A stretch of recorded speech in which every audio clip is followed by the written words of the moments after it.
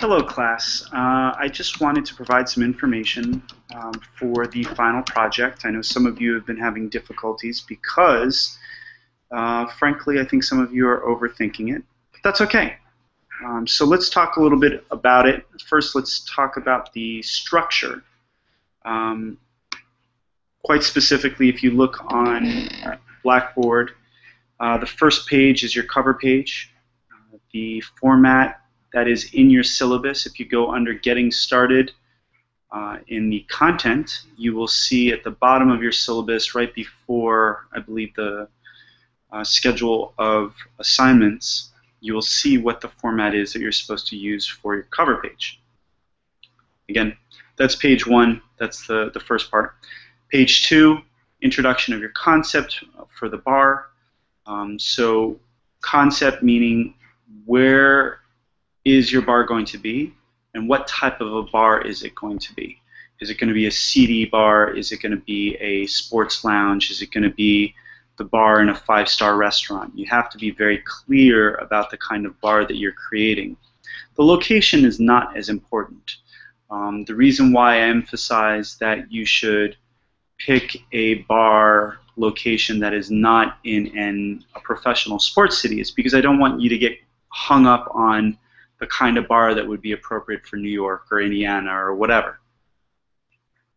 The important thing is that you identify a specific kind of target audience. So your concept, type of bar and location, don't overthink the location part. Just don't use any major city. Don't use New Rochelle. Don't use places where Monroe has a campus. Target audience, who are your customers? Are they hipsters? Are they Wall Street suits? Are they students? Be very clear. Men, women, age range, etc. Inspiration. What are 3 bars that inspired you? Is it the bar at Hudson Hotel? Is it the bar at a TGI Fridays in St. Louis, Missouri that you saw once? Or is it a bar that you saw at a lounge in some other place? Just identify 3 bars, okay, that inspired you. Page 3, and page 3, when I say page 1, page 2, page 3, the idea is for you to have a frame of reference. That you start with the cover page, then you go to the introduction of concept for bar, then you go to brands, etc. You may take up 3/4 of a page, you may take up a page and a half. Just know what the order is supposed to be. You're not printing this. You are saving it and you're posting it to Blackboard. Okay. Page 3 are your brands. You're going to list at least 50 brands.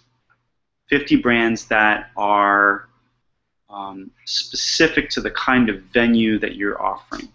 If it's a seedy bar, meaning a dive bar, meaning a very inexpensive bar with people that don't necessarily have a lot of money, you're not going to have a $5,000 bottle of brandy.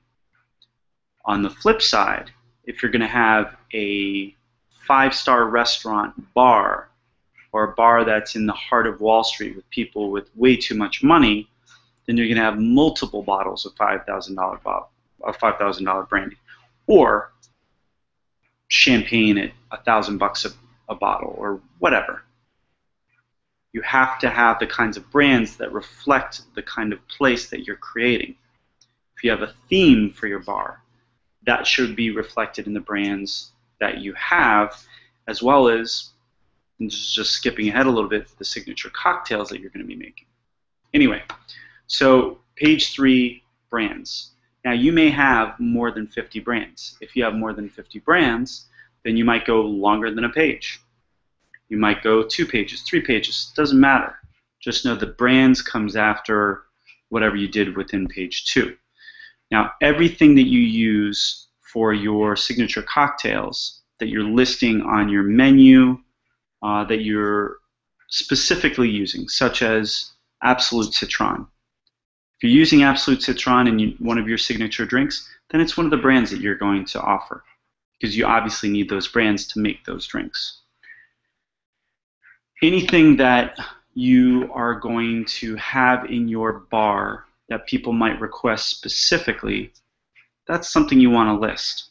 And that's not just the spirits, the wines, the beers, but it's also sodas and waters, coffees and teas. There are certain coffees and teas that people specifically ask for. Starbucks has Tazo tea, right? There's other places that have specific teas, for instance. Waters, if you're a nice enough place, you're going to have at least one premium water. It might be Voss, it might be Fiji, it might be Evian, it might be Badois. Who knows?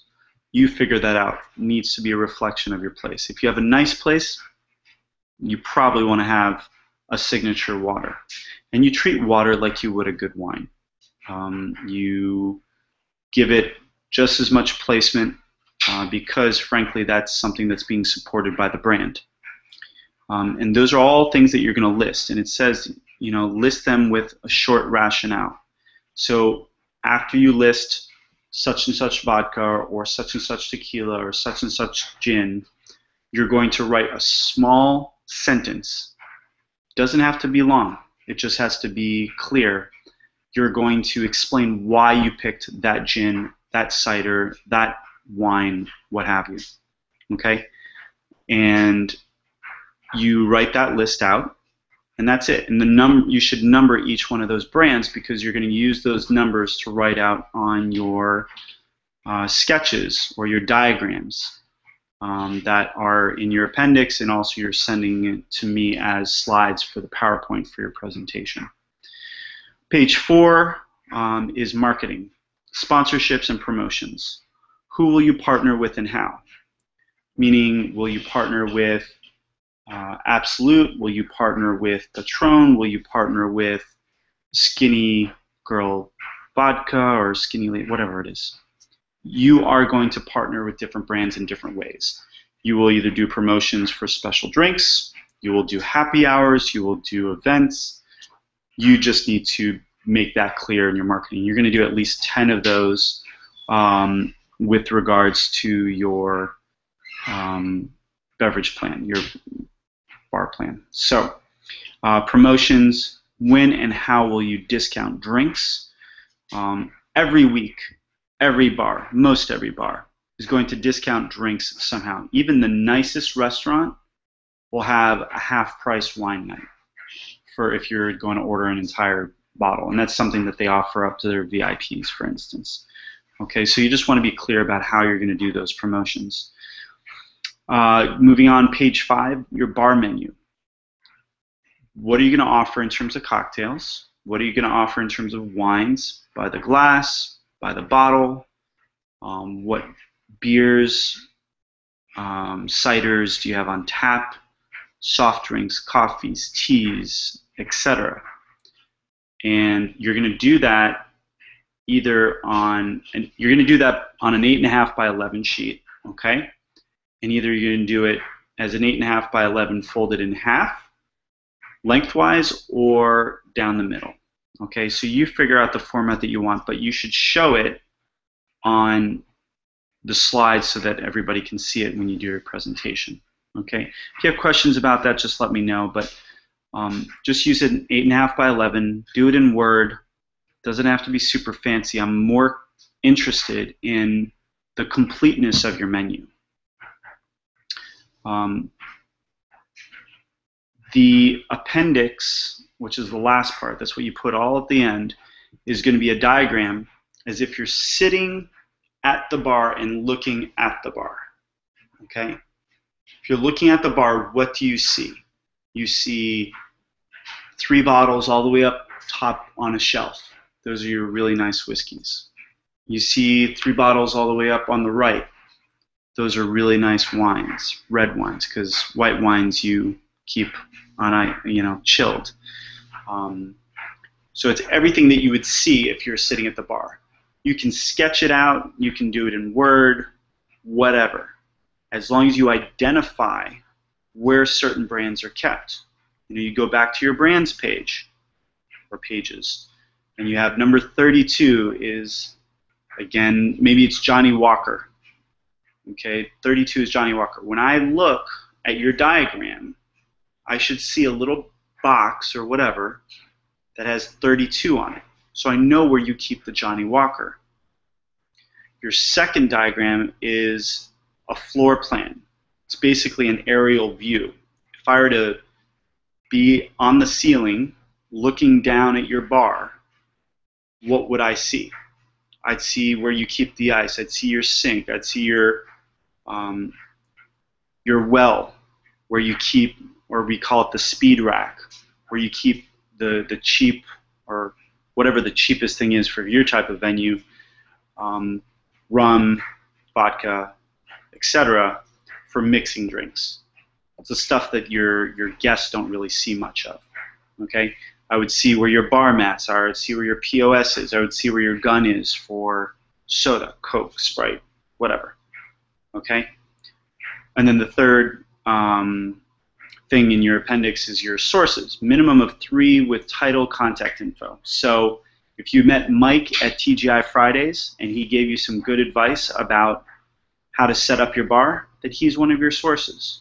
I don't need a whole lot of info. I don't need his email and phone number. But say that he works at TGI Fridays in some town. Just be specific. And if you know his title, if he's just bartender, he's just bartender. Or you put food and beverage director at the Blake Hotel. That could be one of your sources. But you want to have 3 of those. And again, the whole idea about the beverage challenge was for you to get a jump on some of these things. So don't overthink it. Just make sure that it's complete. If you have any questions, email me, text me. You're going to send me the 3 slides the night before for PowerPoint. I'm going to assemble everybody's slides all together so that we don't waste a lot of time setting up the computer and your individual presentations. It'll be random. Make sure that you dress professionally. And I'm looking forward to some great presentations. Anyway, thought it'd be helpful to walk you through it. Again, if you have any questions, please reach out to me. Otherwise, I look forward to seeing those presentations very, very soon. All right, take care.